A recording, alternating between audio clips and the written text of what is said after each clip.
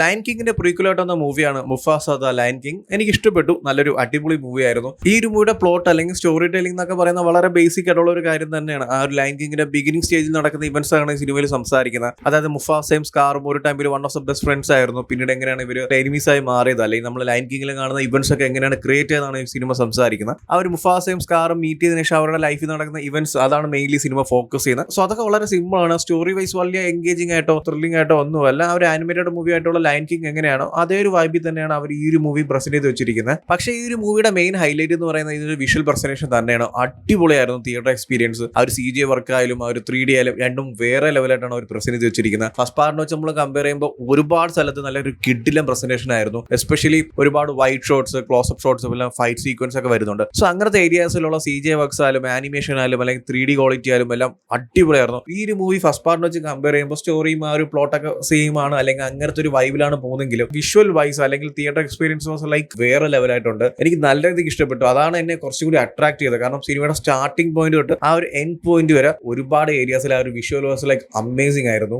Especially ഓരോ ക്യാരക്ടേഴ്സിന്റെ texture നമുക്ക് feel ചെയ്യാൻ പറ്റുന്നുണ്ടായിരുന്നു. ആൻഡ് 3D അത്ര ഡെപ്ത് ആയിരുന്നു. ഈച്ച് ആൻഡ് എവറി ഫ്രെയിം നല്ലൊരു ക്വാളിറ്റി ആയിരുന്നു കാണാനായിട്ട്. ആൻഡ് പിന്നീട് ആ ഒരു വിഷ്വൽ പ്രസന്റേഷൻ അല്ലാതെ വേറെ ഡീറ്റെയിൽ ആയിട്ട് പറയാനായിട്ട് ഒന്നുമില്ല. ഒരു മൂവിയിലെ ഒരു സ്റ്റോറി ആയാൽ പോലും വളരെ സിമ്പിൾ ആണ്. മുഫാസയും സ്കാറും മീറ്റ് ചെയ്തതിനു ശേഷം നടക്കുന്ന ഇവന്റ്സ് ഒക്കെയാണ്. ആൻഡ് പിന്നീടുള്ള ഒരു കാര്യം എന്ന് വെച്ചാൽ നമ്മൾ ലയൺ കിങ്ങിൽ കണ്ടിട്ടുള്ള ഒരുപാട് ഇവന്റ്സും ഒരുപാട് ക്യാരക്ടേഴ്സ് ഉണ്ടല്ലോ, അതെങ്ങനെയാണ് വരുന്നത്, അല്ലെങ്കിൽ ഇപ്പോൾ സാസു ആയാലും റാഫിക്ക് ആയാലും സരബി ആയാലും സോ അങ്ങനത്തെ ക്യാരക്ടേഴ്സ് ഒക്കെയാണ് മുഫാസെ മീറ്റ് ചെയ്യുന്നത്, അല്ലെങ്കിൽ സ്കാർ എങ്ങനെയാണ് മുഫാസെ മീറ്റ് ചെയ്യുന്നത്. അതുപോലെ തന്നെയാണ് ലയൺ കിങ്ങിലുള്ള ചില സീക്വൻസ് ഒക്കെ ഇവിടെ സംസാരിച്ച് പോകുന്നുണ്ട്. ആൻഡ് സ്റ്റോറി വൈസ് നോക്കുകയാണെങ്കിൽ വളരെ സിമ്പിൾ ആണ്. ഇപ്പോൾ സ്റ്റോറി വൈസ് നോക്കേണ്ട കാര്യമില്ല. ആ ഒരു ഇവന്റ്സും ആ ഒരു ക്യാരക്ടേഴ്സും അവിടുത്തെ ലൈഫ് സ്റ്റൈലും ഒക്കെ ആയിട്ട് നല്ല അടിപൊളിയായിട്ട് തന്നെ സിനിമ പ്രസന്റ് ചെയ്ത് വെച്ചിട്ടുണ്ട്. വിഷ്വലി സിനിമ നൈസ് ആയിരുന്നു. CGI 3D ആ ഒരു പോർഷൻസ് ഒക്കെ നല്ല അടിപൊളിയായിട്ട് തന്നെ സിനിമയിൽ പ്രസന്റ് ചെയ്ത് വെച്ചിട്ടുണ്ട്. ആൻഡ് പിന്നീടുള്ള ഒരു കാര്യം എന്ന് വെച്ചാൽ കുറച്ചും കൂടി ബെറ്റർ ആക്കായിരുന്നു, അല്ലെങ്കിൽ ഈ ഒരു പോർഷൻ എനിക്ക് വർക്കായില്ല എന്ന് തോന്നി എന്ന് പറയുന്നത് ചില കാര്യങ്ങളൊക്കെ ചോദിക്കും. ഭയങ്കര സീരിയസ് സിറ്റുവേഷൻ ഒക്കെ ആയിരിക്കും. അവിടെ ഒന്ന് ചോദിക്കുമ്പോൾ ഈ പാട്ടിലൂടെ റിപ്ലൈ പറയും. നമ്മുടെ ജോക്കർ മൂവിയിലൊക്കെ ഉണ്ടായിരുന്ന പോലെ എന്തെങ്കിലും ഒരു കാര്യം ചോദിച്ചാൽ അതിന്റെ റിപ്ലൈ ചിലപ്പോൾ 2-3 സെക്കൻഡിൽ തീരും. അതിന് വേണ്ടി ഒരു പാട്ട് ക്രിയേറ്റ് ചെയ്ത്, അതിനുവേണ്ടി ഒരു വിഷ്വൽ ക്രിയേറ്റ് ചെയ്ത് അങ്ങനെ കൊണ്ടുപോകുന്നുണ്ട്. സോ അങ്ങനത്തെ ഒരു പ്രസന്റേഷൻ എനിക്ക് വർക്കായില്ല. ആൻഡ് പിന്നീടുള്ള ഒരു കാര്യം എന്ന് വെച്ചാൽ മുഫാസ സ്കാറിന്റെ മീറ്റിനേഷൻ നടക്കുന്ന കുറച്ച് ഇവന്റ്സ് ഒക്കെ കുറച്ച് ടൈം എടുത്ത പോലെ, അല്ലെങ്കിൽ കുറച്ച് ലെങ്തി ആയിട്ട് എനിക്ക് ഫീൽ ചെയ്തു. അത് കുറച്ചുകൂടി ട്രിം ചെയ്തിരുന്നെങ്കിൽ ആ ഏരിയാസ് ഒക്കെ കുറച്ചുകൂടി നൈസ് ആയിരുന്നേനെ. സോ എന്തായാലും ചെക്ക് ചെയ്ത് നോക്കാം. മറ്റേ കുട്ടികളുടെ മൂവിയാണ്, അതുകൊണ്ട് OTT വന്ന് കാണാം. അങ്ങനെയൊന്നുമില്ല, എല്ലാവർക്കും കാണാൻ പറ്റിയ മൂവിയൊക്കെ തന്നെയാണ്. ഇപ്പോൾ ലയൺ കിങ് 1 നിങ്ങൾക്ക് ഇഷ്ടപ്പെട്ടിട്ടുണ്ടെങ്കിൽ അതേപോലെ ഇഷ്ടപ്പെടുന്ന ഒരു അടിപൊളി മൂവിയാണ്. ആ ഒരു ക്യാരക്ടേഴ്സ് ഒക്കെ നിങ്ങളുടെ മനസ്സിൽ ഇപ്പോഴും ഉണ്ട്, ആ ഒരു നൊസ്റ്റാലിക് ഫീൽ നിങ്ങൾക്ക് ഇപ്പോഴും തരുന്നുണ്ടെങ്കിൽ just go and watch this movie. തിയേറ്ററിൽ തന്നെ ഈ ഒരു മൂവി കാണാൻ ശ്രമിക്കുക. തിയേറ്റർ എക്സ്പീരിയൻസ് മസ്റ്റ് ആണ് ഈ ഒരു മൂവിക്ക്. സോ എന്തായാലും ചെക്ക് ചെയ്ത് നോക്കുക. ഓൾറെഡി ഈ ഒരു മൂവി കണ്ടവരാണെങ്കിൽ നിങ്ങളുടെ ഒപ്പീനിയൻസ് എന്താ വെച്ചാൽ കമന്റ് ചെയ്യൂ. വീഡിയോ ഇഷ്ടപ്പെട്ടാൽ ലൈക്ക് ചെയ്യൂ, ഷെയർ ചെയ്യൂ. ഇതുപോലത്തെ കൂടുതൽ വീഡിയോസിനായി ചാനൽ സബ്സ്ക്രൈബ് ചെയ്യൂ. Thank you so much.